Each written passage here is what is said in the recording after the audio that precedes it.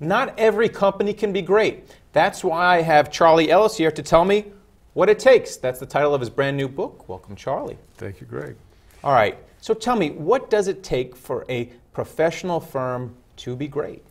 Professional firm, or the leadership unit of any firm, any military organization, any university, any hospital, it's the same thing all over again.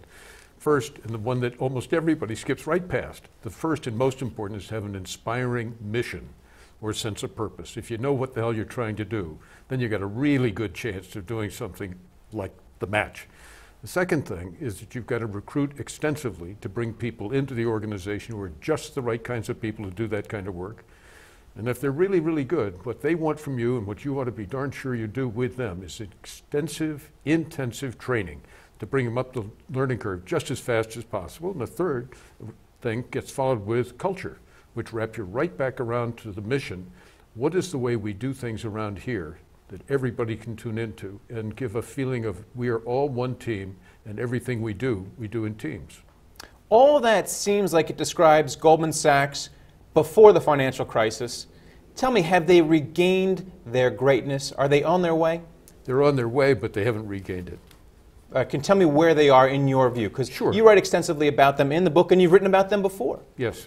And I had 30 years of working with senior management as an outside observer and consultant on strategy. So I got to know an awful lot of individual people.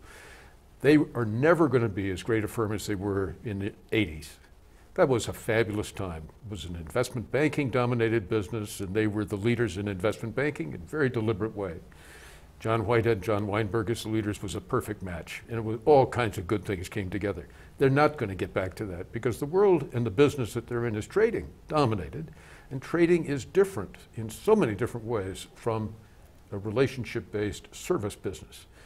But they're making the turn and they're moving back a couple of different things. First, they've recognized they've got a real problem. And that's very hard for a firm like Goldman Sachs, which is so proud of itself, to recognize it's got a real problem.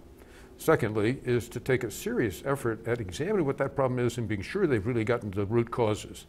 And I don't know of any other companies ever put on the internet 37 specific internal recommendations of things we think we ought to change. And some of them are really important. Some of them are complicated and difficult. It will take several years to be able to get all the software ready. But there's a real effort. And the third is that they've changed their PR relationship. So instead of getting all kinds of bad press by being rude and obnoxious to the press, they're going to be more cooperative, more consensual, more agreeable, and they're getting a nice reception on that basis. But the real reason is because the people inside the organization, and there are 35,000 people at Goldman Sachs, the people who have been there for a long time really believe in the old-time values, and they really want to get back to it. So Goldman is getting its groove back. Now, what about the Mayo Clinic? This is another firm that you write about in the book as being great. Yeah, in healthcare, it's about as good as you could get. Now, there are a lot of other really terrific outfits in healthcare, but nobody would deny that Mayo Clinic has done a terrific job of creating a concept, which is destination medicine.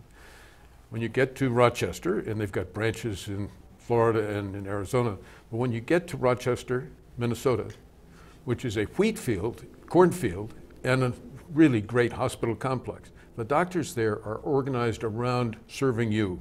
And their mantra says it all. The needs of the patient come first. And they got a wonderful history of fulfilling that dream or self-appointed aspiration.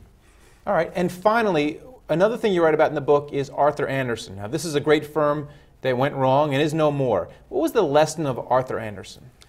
If you go back 50 years ago, it was the best professional firm of any kind anywhere in the world, and everybody agreed. And then I can identify 44 specific ways that that firm internally made decisions and took choices that took them down and down and down and down. But if you said, give me a generality, 44 is too many to enumerate. Give me one major trend. They put the focus on profit to the partners of the firm rather than on service to the customers and clients of the firm, out of which profits would come naturally. Well, and then they didn't have what it takes. Thanks for coming, Charlie. Thanks, Ray. And thank you for watching The Street.